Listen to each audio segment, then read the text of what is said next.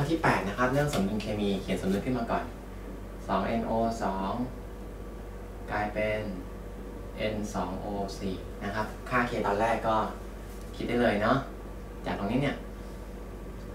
0.4 กับ 0.1 ก็ค่า K เท่ากับฝั่งนี้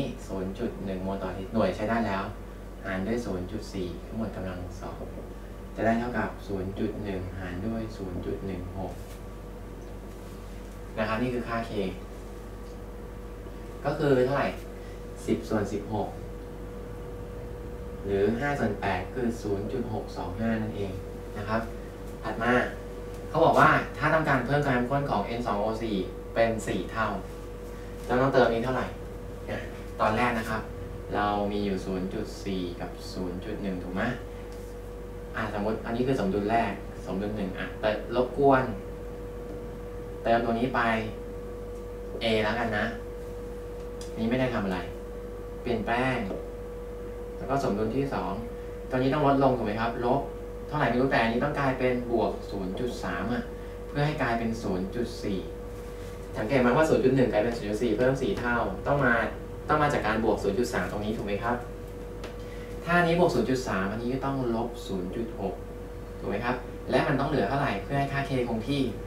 ตั้งเลย K เท่ากับ 0.62 ครูใช้5 ส่วน 8 แล้วกันเนาะ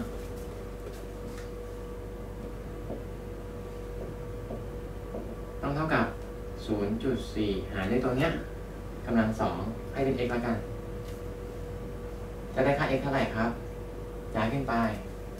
843.2 หาร 5 เท่าไหร่เอ่ย8.2 หาร 5 6 0.64 ถูกไหมแล้วถอดสแควร์รูทออกมาอีกที 0.08 ตรงนี้ต้องเป็น 0.8 อะไรเอ่ยลบ 0.6 แล้วเหลือ 0.8 งั้น A ต้องเป็น 1.4 ถูกไหม 1.4 เนี่ยไม่ได้นะเพราะเดิมทีมีอยู่ 0.4 งั้นต้องเติมไปแค่ 1.0 แล้วรวมกันแล้วเป็น 1.4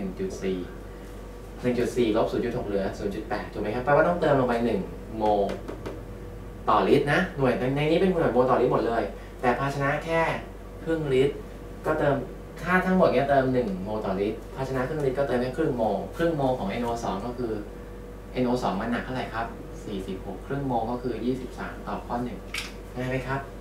จะเป็นคนละวิธีกับในหนังสือที่เฉลยนะดูได้2แบบครับแล้วแต่เราถนัดแบบไหนครูชอบแบบนี้ครูก็ชอบแบบในหนังสือครูก็ชอบนะถัดมาข้อที่9ครับสารอินทรีย์3ชนิดเนี่ยทดสอบด้วยกขคแล้วเกิดผลแบบนี้เขาให้ถามว่ากขคคืออะไรอันนี้ครับทดสอบด้วยอันนี้เกิดก๊าซแท่งน้ำมูลใสขุ่น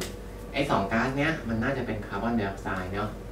งั้นอะไรครับทำตัวอย่างตัวนี้เราได้ก๊าซคาร์บอนไดออกไซด์สังเกตอันนี้เป็นเทอร์มินอลแอลไคน์ตัดตรงนี้เนาะงั้นอันนี้น่าจะเป็นด่างทับทิมกอไก่เนี่ย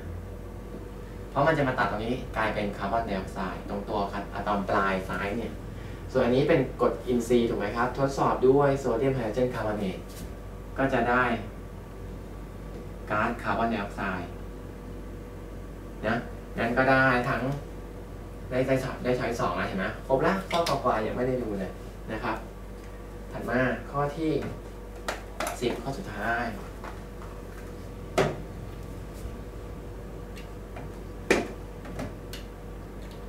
ให้โพลิเมอร์มาให้โมโนเมอร์มา2ตัวนี้ก็คือเฮกซาเมทิลไนอะมีนอันนี้กรดอะดิปิกรวมตัวกันเป็นไนลอน66นะครับจำได้ไหมพิจารณาโพลิเมอร์ที่เกิดจาก A และ B เป็นโพลิเมอไรเซชันแบบไม่ผิดแล้วต้องควบแน่นถูกไหมถัดมาเป็นโพลิเมอร์แบบเส้นก็ต่อกันยาวไปเรื่อยนะแบบเส้นแข็งแรงและเหนียวเพราะว่ามีไฮโดรเจนบอนด์ระหว่างหมู่เนี่ยครับ C เดี๋ยวบอนด์ O N แล้วก็ H มันจะมีหมู่เนี้ยเขาเป็นโพลีเอไมด์ถูกไหมครับดึงดูดกันไฮโดรเจนบอนด์แข็งแรงมากเรียกว่าไนลอน66ก็ถูกก็จะไปตอบขอคอและงอนี่ข้อ4ตอบช้อยที่4นะครับ